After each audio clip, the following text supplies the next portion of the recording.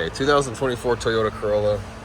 Removing dealer installed GPS tracker. Okay, now we're removing these on this car here because it's connected to the OBD connector, and it will give you issues when it's time to do your yearly state inspection, or if you have your car serviced for any reason. This can cause a communication error when your technician goes to plug in here, so we want to remove this. Now these GPS trackers are added on when the cars are brand new as like a dealer add-on to increase the price of the car. Normally you can tell it has a OBD tracker. Usually this tracker, this plug will end up being black, but this one's actually white. The aftermarket ones are black and the factory ones are white. So this one's not a good example of that because it's white, but I'm going to show you exactly what it looks like, because we're going to pop this out and get it out of here because it just causes problems. But this is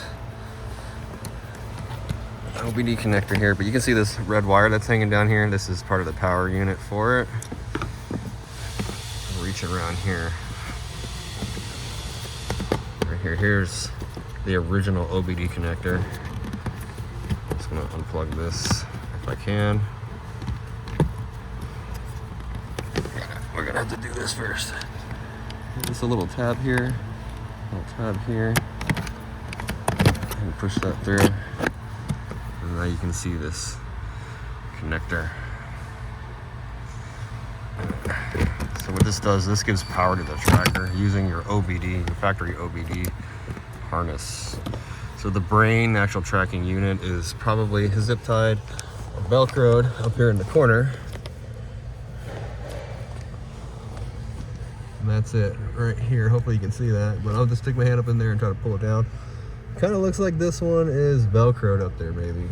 Hopefully there's not a zip tie on it, so that would make it really hard to take off.